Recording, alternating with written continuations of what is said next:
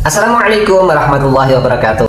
Sahabat-sahabat sekalian, mari kita lanjut tilawah Rasul Bayan. Masih bagian B, ialah ma'rifatullah atau mengenal Allah. Kali ini sampai pada B4, al-adillah ala wujudillah, bukti keberadaan Allah. Keberadaan Allah, Tuhan yang telah menciptakan dan memelihara alam semesta dengan kekuasaan dan kasih sayangnya adalah hal yang tak terbantahkan. Hal itu didasarkan pada banyak dalil yang kuat dan bukti yang nyata. Di antaranya yang pertama adalah bukti fitrah. Fitrah adalah sifat asasi atau dasar yang masih murni, yang belum terpengaruh oleh faktor-faktor eksternal.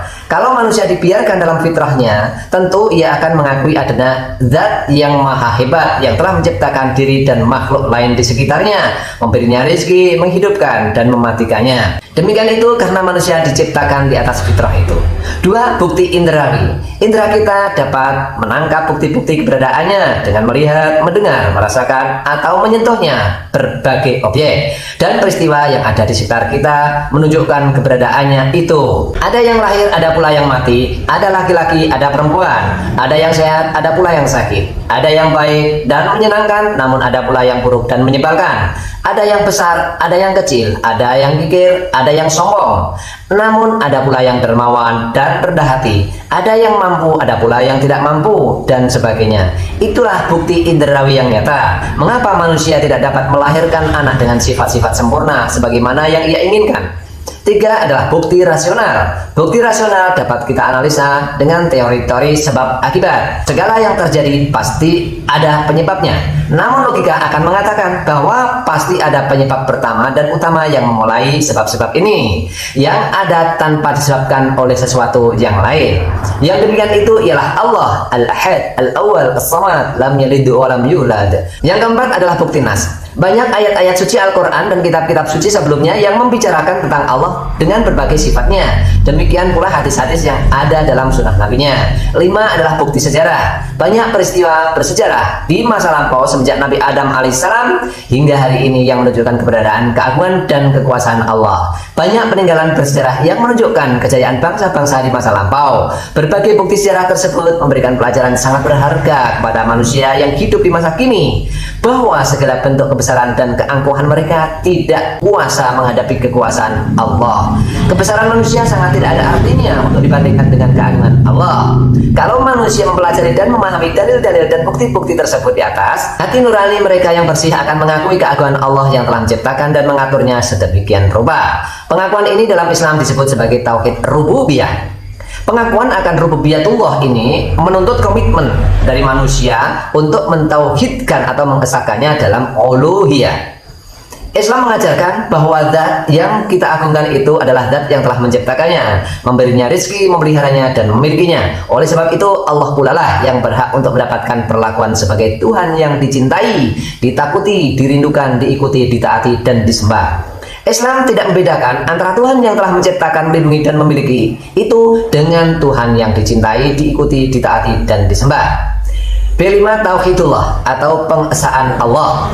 Upaya mengesahkan Allah dalam Islam berangkat dari rububiyatullah, yaitu pengakuan kita bahwa Allah adalah Rabb atau Tuhan yang telah menciptakan, yang memberi rezeki, dan yang memiliki. A. Allah sebagai pencipta. Dialah zat yang telah ada sejak zaman azali, tidak bermula dan tidak berakhir, yang menciptakan langit dan bumi berikut segala isinya. Hingga hari ini tidak ada manusia yang dapat membuktikan bahwa ada pencipta lain selain Allah. Teori ateis termodern adalah teori evolusi yang diungkapkan oleh Charles Darwin. Ia mengatakan bahwa apa yang ada di alam ini terjadi karena proses alam yang berlangsung secara acak.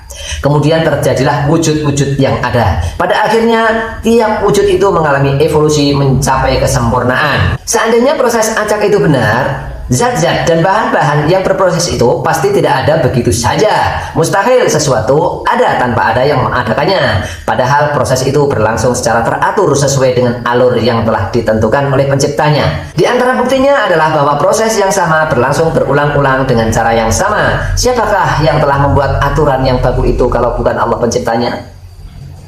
B. Allah sebagai pemberi rizki. Setelah menciptakan makhluknya, Allah tidak membiarkan mereka mati kelaparan. Allah menghidupkan dan memberinya penghidupan dengan menyiapkan rezeki berupa oksigen, makanan, minuman, panas matahari, serta berbagai kebutuhan hidup lain yang sangat banyak dan beraneka ragam. Kalaupun ada rezeki yang didapatkan dari tangan manusia atau sesama makhluk, ini juga tidak terlepas dari kehendak Allah yang mengirimkan rezeki itu melalui makhluknya. Udara, air, dan panas matahari yang didapatkan tanpa melalui tangan orang lain adalah makhluk. Uang, makanan, dan pakaian yang didapat melalui orang lain adalah makhluk.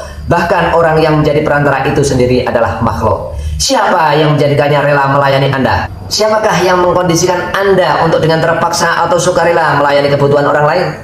Itulah Allah yang maha pemberi rezeki. Sekiranya kalian menghitung nikmat Allah, tentu kalian tidak akan bisa menghitungnya. Wa in ta'uddu ni'matallahi la tuhsuha. Jadi Allah adalah pemilik. Allah lah yang telah menciptakan dan menyediakan, bahkan memenuhi segala kebutuhan manusia serta makhluk-makhluk lainnya. Jadi Allah pula lah pemilik alam semesta yang sesungguhnya. Semua yang kita miliki adalah milik Allah. Diri pribadi kita adalah bukan milik kita. Diri kita adalah milik Allah. Karena itu semua yang ada di alam ini adalah kekuasaan Allah. D. Allah sebagai penguasa. Sebagai penguasa yang mutlak dengan kekuasaan penuh. Allah bukan Tuhan yang lalim dan sewenang-wenang. Ia adalah satu, pelindung yang sangat cinta dan sayang kepada makhluknya. Dua, hakim yang mengadili, memvonis dan memutuskan dengan keputusan mutlak. Tiga, pemimpin yang memberi perintah dan larangan yang tidak boleh dilanggar. Oleh karena itu, selanjutnya dialah Allah Subhanahu wa Ta'ala, tujuan yang harus menjadi orientasi hidup setiap insan. Hanya dialah Tuhan yang sepantasnya disembah dengan segenap penghambaan. B6, tauhidul ibadah atau memurnikan ibadah. Tauhid ibadah adalah mengesahkan Allah dalam ibadah atau penghambaan. Tauhid ibadah akan terjadi apabila tauhidullah telah tercapai. Sebagaimana kita pahami dalam materi pengesahan Allah, dengan konsepsi seperti itu disebut juga al-ikhlas yang berarti pemurnian.